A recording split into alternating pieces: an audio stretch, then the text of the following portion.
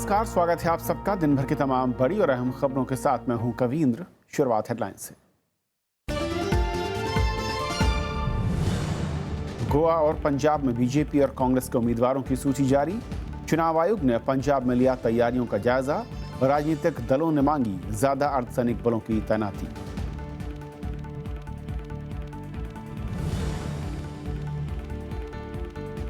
बिहार में सीआईएसएफ जवान ने की 4 साथियों की हत्या। बीएसएफ के बाद सीआरपीएफ जवान का सुविधाओं पर सवाल।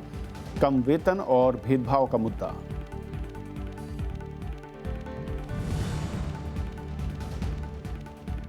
तमिलनाडु में जल्लीकट्टू पर संकट। पोंगल से पहले याचिका पर सुनवाई खारिज। राजनीतिक दलों की अध्यादेश लाने की मांग।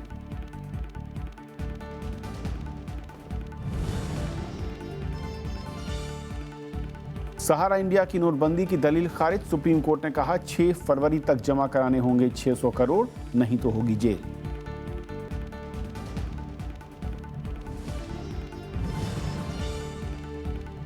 स्कॉर्पियन क्लास की दूसरी सबमरीन खांदेरी नौसेना में शामिल। अत्याधुनिक तकनीक से लैस रडार से बच निकलने की क्षमता।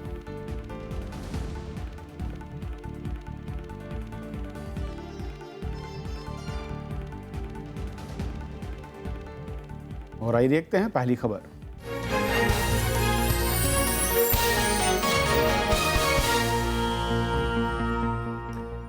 बिहार में आज सीआईएसएफ के एक जवान ने अपने 4 साथियों पर फायरिंग कर हत्या कर दी। वहीं अब सीआरपीएफ के भी एक जवान ने वीडियो जारी कर उनको मिलने वाली सुविधाओं पर सवाल खड़े किए हैं। गृह मंत्रालय ने कहा कि सुरक्षा बलों को बेहतर सुविधाएं मुहैया कराना सरकार की प्राथमिकता है। मंत्रालय को जवान तेज बहादुर के मामले में अंतरिम रिपोर्ट मिल गई है। बीएसएफ जवान तेज बहादुर यादव के बाद सीआरपीएफ के एक जवान ने भी सोशल मीडिया में वीडियो अपलोड किया है। इसमें बेहतर सुविधाएं न मिलने के साथ ही सेना और सीआरपीएफ में सुविधाओं के अंतर को खत्म करने की अपील की गई है। इस बारे में सीआरपीएफ के महानिदेशक ने कहा कि जिन मसलों को वीडियो में उठाया गया है उन पर पहले ही चर्चा हो चुकी है। जैसे बात हो रही उसी के बारे में उन्होंने बात किया है और उसके बारे में सबको जानकारी है। किसी को अपने जो एंटाइटलमेंट है वो नहीं मिलता है, वो कभी नहीं है। वो अगर कहीं है तो will look into that specific cases. As far as better life, तो सब लोग मानते हैं कि अच्छा, अगर तनख्वाह बढ़ता है, फैसिलिटी बढ़ते हैं, तो सब वही मांगते हैं। इधर बीएसएफ के अतिरिक्त महानिदेशक ने पुंछ कैंप का दौरा किया, जहां जवान तेज बहादुर ने वीडियो बनाकर भोजन की गुणवत्ता को लेकर शिकायत की थी। उसकी जांच होगी और उसके जांच के बाद जो चीज़ उसमें आएंगी, अगर वो बातें सही हैं तो उनमें हम लोग कैसे अच्छे उसको बढ़ोतरी कर सकते हैं वो होगा। सर्विस बुक जांच किया जाता है, उसका अपना कंडक्ट कैसा, उसकी जांच, उनका कैसा परफॉर्मेंस रहा, उसकी जांच होती है और जो उन्होंने कहा है उसकी जांच होती है। वहीं तेज बहादुर यादव की पत्नी ने आरोप लगाया है कि उनके पति पर शिकायत वापस लेने के लिए दबाव बनाया जा रहा है। यही बात है कि मेरे पे कंप्लेंट वापस लेने के लिए बोल रहे हैं और दबाव बनाया जा रहा है कि अपने माफी मांग ले और कंप्लेंट वापस ले ले। बुधवार को बीएसएफ के महानिदेशक के शर्मा ने इस बारे में अपनी अंतरिम रिपोर्ट गृह सचिव को सौंपी थी। गृह मंत्रालय ने कहा है कि सरकार अर्धसैनिक बलों की समस्याओं को लेकर गंभीर है और उन्हें बेहतर सुविधाएं मुहैया कराना उनकी प्राथमिकता है। अभी का जो इस मामले में गंभीरता से ले रहे हैं, लेकिन जब तक रिपोर्ट पूरा सामने में नहीं आएंगे तो उसके बारे में अभी हम कह नहीं सकते कि इसमें सच्चाई क्या है। वहीं बिहार के औरंगाबाद में सीआईएसएफ के एक जवान ने अपने साथियों पर फायरिंग कर दी। गोलीबारी में 4 जवानों की मौत हो गई। आरोपी जवान को हिरासत में ले लिया गया है। जो अभियुक्त है उसे गिरफ्तार कर लिया गया है। उसके इंसास राइफल को भी हम लोग जब्त कर लिए हैं। आगे पुलिस अपना इन्वेस्टिगेशन कर रही है। ये सब जांच का विषय है। कुछ इंटरनल सीआईएसएफ भी करेंगे, कुछ हम लोग इंटरनल जो है हत्या के बिंदु पर हम लोग जांच कर रहे हैं। इस बीच इस मामले में एक पूर्व सैनिक ने दिल्ली हाईकोर्ट में जनहित याचिका भी दाखिल कर दी है। इसमें अपील की गई है कि सुरक्षा बलों को दिए जा रहे खाने की गुणवत्ता और उपलब्धता पर स्टेटस रिपोर्ट मंगाई जाए। Bureau report, Rajya Sabha TV. BSF जवान के मामले में रक्षा मंत्री मनोहर पर्रिकर ने कहा है कि सेना को दिए जाने वाले भोजन की गुणवत्ता की वो खुद निगरानी करते हैं और इसमें सुधार के लिए लगातार कोशिश हो रही है। सीमा क्षेत्र में बीएसएफ को सेना के जरिए ही राशन की सप्लाई की जाती है।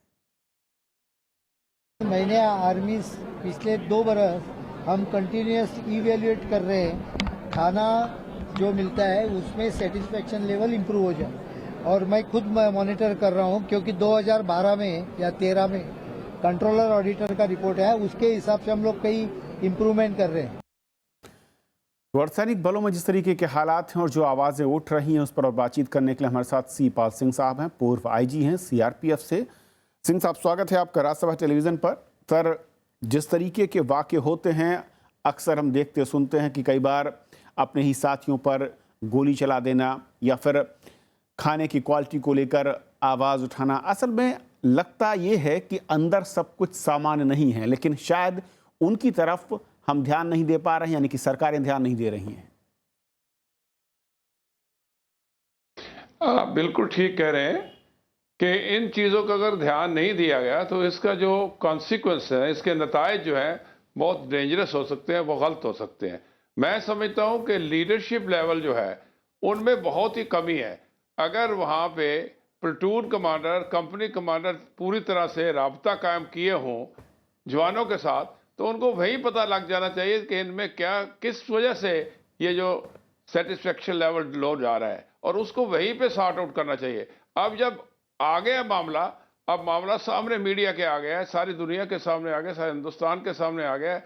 अब हम इसको कह रहे हैं इंक्वायरी करेंगे, ये करेंगे। मैं समझता हूँ कि इंक्वायरी करके यही नहीं होना चाहिए कि इस जवान का ये था, इसका जो है ठीक संतुलन नहीं था।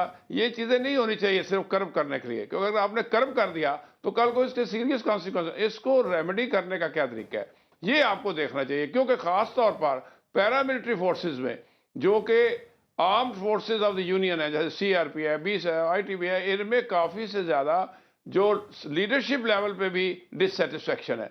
और अगर लीडरशिप लेवल पे डिससेटिस्फेक्शन होगी और वो अपने आप को राब्ता उतना कायम नहीं करेंगे नीचे वाले जवानों के साथ, तो नीचे वाले जवानों की जो डिससेटिस्फेक्शन है उनको कौन देखेगा। मैं ये समझता हूँ कि बहुत ही सेंसिटिव मामला है, और इस सेंसिटिव मामले को सिर्फ इंक्वायरी कर ऐसे बात कर देना तो ये खत्म नहीं होना चाहिए। इसको पूरी तरह से इसके अंदर जाना चाहिए, और इसके जो रेमेडीज हैं जो इसको देखभाल करने की, ये कई दिनों से मामला आ रहा है। सीआरपी ने अपने कहा कि हमारे कार्डर मैनेजमेंट की बात हुई, उसके बाद सीएसएफ ने गोली चला दी है। अब पिछले दिनों में सीआरपी के 2-3 दिन पहले सीआरपी ने, एक जवान ने कहा कि हमारा पेंशन लेवल नहीं ठीक है। तो ये जो चीजें हैं इनको समुच्चे तौर पर इकट्ठा देखकर एक दफा गवर्नमेंट को। सिंह साहब, क्या ये माना जाए कि इसके सुरक्षा बलों के जो बटालियन है, अलग अलग फोर्सेज जो मैं कहूँ अर्धसैनिक बलों की हैं, वहां पर अनुशासन की जो कहूँ एक परत है, उसके नीचे सब कुछ दबा दिया जाता है, और यही बड़ी वजह है कि इस तरह की जब घटनाएं सामने आती हैं तब हम उस शख्स या उस एक सिपाही, उस सैनिक के खिलाफ कार्रवाई कर देते हैं, उसका हिस्ट्री का रिकॉर्ड निकाल कर दिखाते हैं कि 4 बार उसकी बैड एंट्री हुई है। इसका मतलब ये नहीं कि उसने जो सवाल खड़े किए वो जायज नहीं है। मैं आपसे काफी हद तक इसमें आपसे साथ मानता हूं जो आप बात कह रहे हैं कि डिसिप्लिन का कंट्रोल ये नहीं होना चाहिए कि उसको कर्व कर दिया, उसको बंद कर दिया जाए। जो उसके मन की बात है उसको देखने की जरूरत है। आप डिसिप्लिन का नाम लेकर उसको बात करने ही ना देंगे, उसको जबत दिखा के रखेंगे, ऊपर दबा के रखेंगे, तो कभी ना कभी उसका जो लावा है वो फूटेगा। उससे हिंदुस्तान के सारी जो फोर्सेज हैं उनके ऊपर असर हो सकता है। खास तौर पर आप देखिए, इनमें पैरिटी हो नहीं सकती। इनको भी पता है कि ये कहते हैं हम armed forces of the union है, यूनियन की लिस्ट के अंदर है कॉन्स्टिट्यूशन में आर्म्ड फोर्सेज, बट इनकी पैरिटी आर्मी के साथ नहीं हो सकती। लेकिन इनकी कंडीशन, सर्विस की कंडीशन पैरामिलिट्री फोर्सेज की काफी सख्त कंडीशन है। काफी 12-12 घंटे, 14-14 घंटे, 15-15 घंटे इनको ड्यूटी करनी पड़ेगी, प्रॉक्सी एरिया, प्रॉक्सी वार हो या बॉर्डर पे हो। अगर इनकी सुविधाओं को, इनकी मन की जो बात है उसको सुना नहीं जाएगा, अगर उसको रेक्टिफाई नहीं किया जाएगा, तो उस तरह से वायरल अगर होना शुरू हो गया, आज एक शिकायत की, कल को दूसरा करेगा, तीसरा करेगा, वो कहेंगे यही एक साधन है जिससे हम शिकायत करें, तो उससे इनडिसिप्लिन बढ़ेगा। सिंह साहब, डिसिप्लिन की बात करते हैं, अगर इस किस्म का दबाव किया गया तो उससे इनडिसिप्लिन बढ़ेगा। एक आखिरी सवाल सर, कि क्या आप क्योंकि लगातार रहे हैं टच में और आपने बड़ी पोस्टों पर सर्व किया है, किसी भी सुरक्षा बलों के संगठन में कोई ऐसा सिस्टम दिखता है जहां पर एक सैनिक, एक जो सीमा पर खड़ा जवान है, वो आकर अपनी शिकायत दर्ज कराता है और उसके बाद उससे जो शिकायत है उस पर कार्रवाई होते हुए उसको फीडबैक दिया जाता है? कोई ऐसा सिस्टम डेवलप हुआ है या फिर एक लैक है? एक मैं कहूं कि रस्मी तौर पर होता है लेकिन इंप्लीमेंट नहीं होता। ये आप आखिरी वाली बात ठीक है, सिस्टम पूरा है, उनको हम लोग ये कहते हैं कि सीनियर अफसर जाके दरबार करता है, लफ्ज दरबार जाके सबकी बात सुनता है, उस बात को फिर लिखा जाता है, ऊपर भेजा जाता है, फिर उसके बाद कंप्लायंस ली जाती है कि ये बात जो उसने जवान ने की क्या उसको सेटिस्फेक्शन हुआ कि नहीं।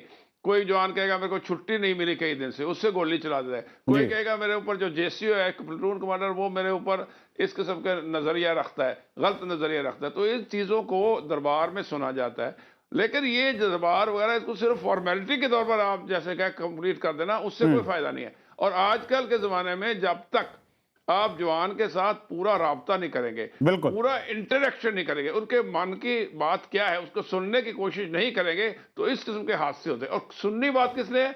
लोअर लेवल से लेकर हायर लेवल लीडरशिप ने। तो मैं तो समझता हूं कि ये चीजें जो आ रही हैं ये तो लीडरशिप क्राइसिस, ये लीडरशिप क्राइसिस है। लीडरशिप अगर उसी सभा में हल हो जाता तो इतनी दूर आने की जरूरत नहीं होती। बिल्कुल उम्मीद करते हैं सर कि जो तमाम आवाज़ें उठी उसके बाद जो सिस्टम ऑलरेडी बना हुआ है उसको एक बार फिर से रीचेक किया जाए और सही तरीके से लागू किया जाए। बहुत बहुत शुक्रिया सर, आपने वक्त दिया और हमारे साथ जुड़े। यदि पहली खबर, छोटा सा ब्रेक, और ब्रेक के उस पर दिन भर की दूसरी बड़ी खबरें।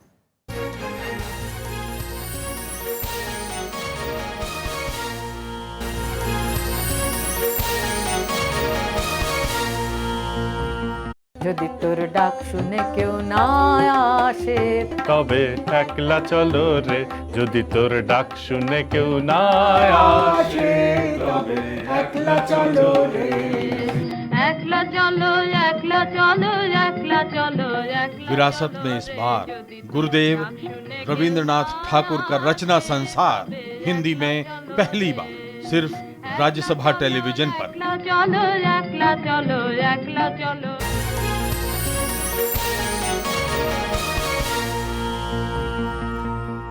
और अब खबरें चुनावी रण से।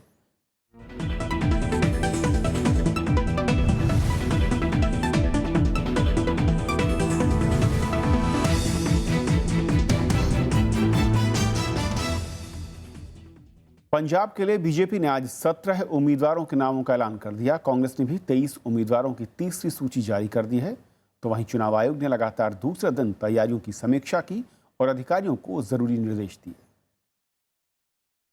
बीजेपी ने गुरुवार को पंजाब में 17 उम्मीदवारों की पहली सूची जारी की। पंजाब में बीजेपी अकाली दल के साथ गठबंधन में है। पार्टी के हिस्से में 117 में से 23 सीटें हैं। 17 उम्मीदवारों में 5 मौजूदा विधायक हैं, बाकी बची 6 सीटें भी मौजूदा विधायकों की हैं। इनमें 4 अकाली बीजेपी सरकार में मंत्री हैं। पंजाब के चुनाव में हम लोगों ने कोशिश की है कि समाज के सभी वर्गों का प्रतिनिधित्व हो और साथ ही साथ चुनाव में प्रत्याशी जो हमारे हैं उनको हम जो अच्छे प्रत्याशी चुनाव की दृष्टि से हमारे इसमें भाग लेंगे। कांग्रेस ने भी 23 उम्मीदवारों की तीसरी सूची जारी कर दी है। इसमें कई मौजूदा विधायकों के नाम हैं। कांग्रेस राज्य में पहले ही अपने 77 उम्मीदवारों के नामों का ऐलान कर चुकी है और इस तरह पार्टी अब तक 100 सीटों पर अपने उम्मीदवारों को घोषित कर चुकी है। उधर मुख्यमंत्री प्रकाश सिंह बादल ने लांबी सीट से पर्चा भरा तो उप मुख्यमंत्री सुखबीर बादल ने जलालाबाद से। मुख्यमंत्री ने आरोप लगाया कि कुछ दल राज्य की शांति में खलल डालना चाहते हैं। मेरा सबसे बड़ा निशाना यही है कि पंजाब में अमन शांति और भाईचारक साझ है। ये लोग जो है इस बात के खिलाफ है और ये भाईचारक साझ को खत्म करना चाहिए। चुनाव आयोग ने पंजाब में तैयारियों का जायजा लिया। 2 दिन के दौरे के दौरान आयोग ने राजनीतिक दलों के प्रतिनिधियों और वरिष्ठ अधिकारियों के साथ बैठक की। राजनीतिक दलों ने केंद्रीय अर्धसैनिक बलों की पर्याप्त तैनाती की मांग की। Requested the commission that there should be robust and effective deployment of central police forces at polling stations and nearby areas. BJP ने अमृतसर लोकसभा सीट पर होने वाले उपचुनाव में राजेंद्र मोहन चीना को उम्मीदवार बनाया है। कैप्टन अमरिंदर सिंह के इस्तीफे से ये सीट खाली हुई थी। पंजाब में 4 फरवरी को मतदान होना है। विशाल दहिया के साथ प्रणव गोस्वामी, राज्यसभा टीवी। कांग्रेस में शामिल होने की चर्चा के बीच नवजोत सिंह सिद्धू ने आज पार्टी उपाध्यक्ष राहुल गांधी से मुलाकात की। पीटीआई के मुताबिक मुलाकात करीब आधे घंटे तक चली।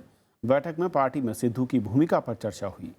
राहुल गांधी ने सिद्धू की ये दूसरी मुलाकात हुई है। सिद्धू की पत्नी नवजोत कौर पहले ही पार्टी में शामिल हो चुकी हैं।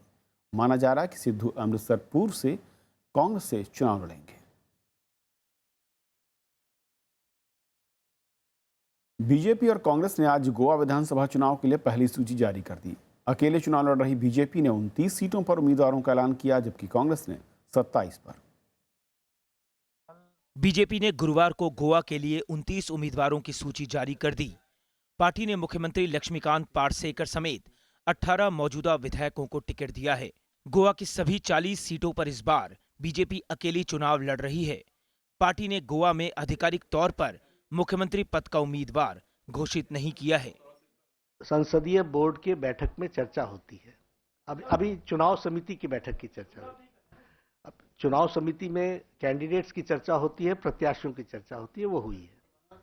कांग्रेस ने भी गोवा के लिए 27 उम्मीदवारों की पहली सूची जारी कर दी है। इसमें पूर्व मुख्यमंत्री दिगंबर कामत समेत सभी 6 मौजूदा विधायकों के नाम हैं। पार्टी ने 3 महिलाओं को भी टिकट दिया है। कांग्रेस ने बीजेपी के पूर्व विधायक दयानंद सोपटे को मुख्यमंत्री लक्ष्मीकांत पार्सेकर के खिलाफ मैदान में उतारा है। वहीं दिगंबर कामत ने गुरुवार को पर्चा भी दाखिल कर दिया। They came to power with lots of things, lots of assurances. Now we are going to tell the people, you yourself ask your conscience, how many assurances they have fulfilled. As far as Margam is concerned, let them show in 5 years one development which has been brought by this government. Goa की सभी 40 सीटों पर 4 फरवरी को मतदान होना है।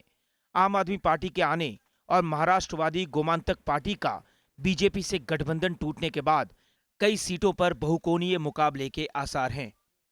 विशाल दहिया के साथ प्रणव गोस्वामी, राज्यसभा टीवी। चुनाव आयोग ने बीजेपी के सांसद साक्षी महाराज को उनके विवादित बयान देने पर फटकार लगाई है। उनके जवाब से असंतुष्ट आयोग ने दोबारा चुनाव आचार संहिता का उल्लंघन करने पर सख्त कार्रवाई की चेतावनी दी। आयोग का कहना है कि सुप्रीम कोर्ट ने हाल ही में फैसले में कहा कि राजनीतिक दलों को धर्म या जाति के नाम पर वोट नहीं मांगना चाहिए और ऐसे में उनका बयान चुनाव आचार संहिता के उल्लंघन के दायरे में आता है।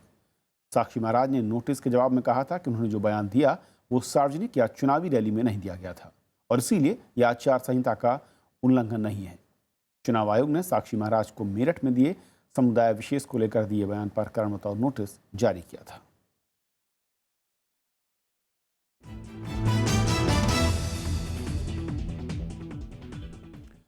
तमिलनाडु में पोंगल पर इस साल भी जल्लीकट्टू पर रोक जारी रहेगी। सुप्रीम कोर्ट ने शनिवार से पहले जल्लीकट्टू पर फैसला देने वाली याचिका खारिज कर दी है।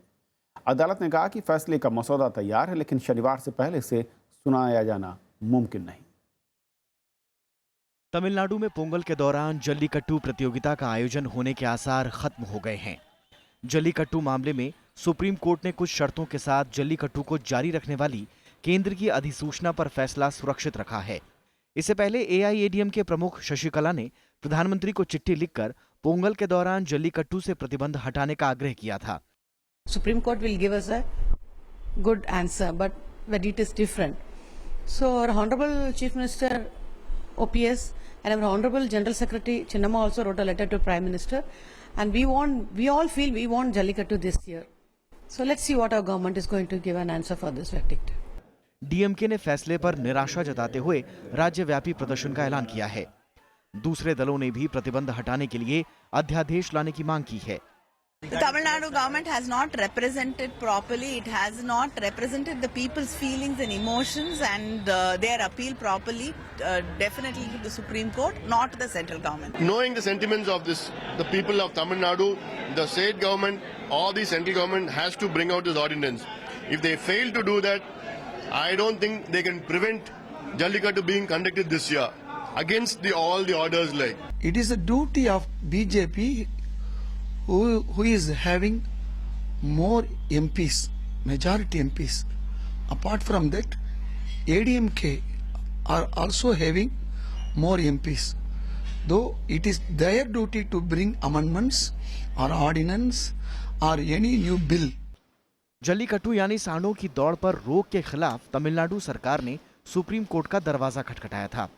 राज्य में पोंगल के त्योहार के दौरान जल्लीकट्टू खेल होता है जिसमें सांडों को काबू में किया जाता है। सुप्रीम कोर्ट ने 2014 में इस पर रोक लगाई थी, लेकिन केंद्र सरकार ने कुछ शर्तों के साथ पिछले साल 8 जनवरी को अध्यादेश जारी किया था, जिसे अदालत में चुनौती दी गई थी। Bureau report, Rajya Sabha TV. Supreme court ने 600 करोड़ रुपए जमा कराने के लिए सहारा प्रमुख सुब्रत राय को और वक्त देने से मना कर दिया है। कोर्ट ने कहा कि सुब्रत राय को 6 फरवरी तक ही ये रकम जमा करानी होगी। रकम जमा न होने पर उन्हें फिर से जेल जाना होगा। सहारा प्रमुख ने नोटबंदी के कारण 6 फरवरी तक रकम जमा कराने में असमर्थता जताई थी और इस पर कोर्ट ने कहा कि सुब्रत राय को बहुत वक्त दिया जा चुका है और अब उसकी गुंजाइश नहीं है। कोर्ट ने सहारा प्रमुख को लंदन बैंक में जमा 285 करोड़ रुपए सेबी को हस्तांतरित करने की छूट दे दी है। सुप्रीम कोर्ट ने टीवी और रेडियो कार्यक्रमों से जुड़ी शिकायतों के निपटारे के लिए सरकार से एक तंत्र बनाने को कहा है। कोर्ट ने सूचना और प्रसारण मंत्रालय से कहा कि वो केबल टेलीविजन नेटवर्क की धारा 22 के तहत शक्तियों का उपयोग करें और ये व्यवस्था करें। केंद्र ने कोर्ट को बताया कि ऐसी व्यवस्था पहले से मौजूद है, लेकिन इसका पर्याप्त प्रचार नहीं हुआ और इसीलिए लोगों को इसका पता नहीं है। एक एनजीओ की ओर से याचिका दायर की गई थी, जिसमें कहा गया था कि मीडिया खुद से नियमन की बात करता है, लेकिन ये बेहतर व्यवस्था साबित नहीं हुई है।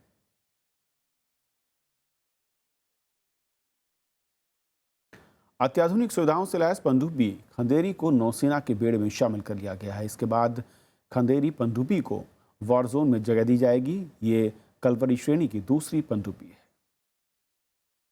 आधुनिक सैन्य क्षमता से लैस स्कॉर्पियन श्रेणी की दूसरी पनडुब्बी खांदेरी को गुरुवार को पानी में उतारा गया। खांदेरी टारपीडो एंटीशिप मिसाइल से लैस है, जिसे पानी के अंदर और सतह से लॉन्च किया जा सकता है। केंद्रीय रक्षा राज्य मंत्री सुभाष भामरे ने समारोह की अध्यक्षता की। I congratulate each and every employee of MDL for this great achievement. This potent submarine is a symbol of capability of our great nation, a shining example of Make in India program. ये पनडुब्बी हर मौसम में काम कर सकती है। पनडुब्बी दुश्मन की पकड़ से बचने के लिए आधुनिक स्टेल्थ फीचर से लैस है। सटीक मारक क्षमता वाली मिसाइल के जरिए ये पनडुब्बी दुश्मन के छक्के छुड़ा सकती है। भारतीय नौसेना के प्रोजेक्ट 75 के तहत इसे फ्रांस की कंपनी DCNS के साथ मिलकर तैयार किया गया है। परीक्षण के बाद इसे साल के आखिर तक नौसेना के बेड़े में शामिल कर लिया जाएगा। Bureau report, Rajya Sabha TV. खुदरा महंगाई 3 साल के निचले स्तर पर चली गई है। दिसंबर में इसकी दर 3.41 थी और नवंबर में ये 3.63। दिसंबर में दालें और सब्जियां सस्ती हुई, जबकि फल, अनाज और दूसरे उत्पाद महंगे हुए। नोटबंदी के चलते मांग में कमी भी आई, क्योंकि लोगों के पास नकदी की कमी थी। जनवरी 2014 के बाद खुदरा महंगाई दर का ये सबसे निचला स्तर है। नोटबंदी के पहले महीने यानी नवंबर में औद्योगिक उत्पादन 5.7% की दर से बढ़ा। अक्टूबर में IIP ग्रोथ -1.8 थी और आशंका जताई गई कि नोटबंदी के चलते नवंबर में उत्पादन गिरेगा, लेकिन आंकड़ों में नोटबंदी का असर नहीं दिखा। नवंबर में विनिर्माण क्षेत्र की वृद्धि दर 5.5% थी, तो बिजली उत्पादन 8.9% की दर से बढ़ा। खनन क्षेत्र की रफ्तार 3.9 रही। कैपिटल गुड्स क्षेत्र की वृद्धि दर 15% रही।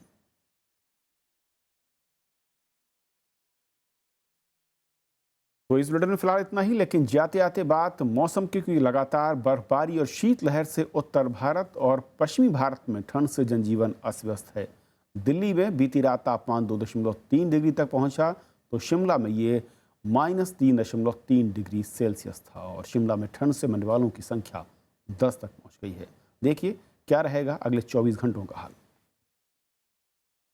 कहीं बर्फ ही बर्फ तो कहीं अलाव और चाय के सहारे ठंड से बचने की कोशिश। शिमला में लगातार बर्फबारी के बाद बुधवार की रात सबसे ठंडी रही। तापमान -3.3 डिग्री सेल्सियस तक गिरा। मनाली में पारा 0 से 6.6 डिग्री नीचे चला गया। हिमाचल के कई इलाकों में पारा 0 से काफी नीचे पहुंच गया है। भारी बर्फबारी के चलते राज्य में 500 से ज्यादा सड़कें बंद हैं। पानी और बिजली की आपूर्ति भी बुरी तरह प्रभावित हुई है। मौसम विभाग ने 15 और 16 जनवरी को प्रदेश के कई इलाकों में भारी बर्फबारी की आशंका जताई है।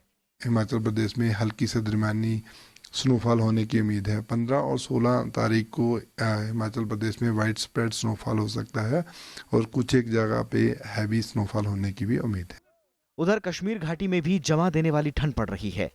गुलमर्ग, कारगिल और लेह में पारा 0 से 10 डिग्री नीचे है। मैदानी इलाकों में भी हालात खराब हैं। दिल्ली समेत उत्तर और पश्चिम भारत के सभी राज्य शीतलहर से पीड़ित हैं।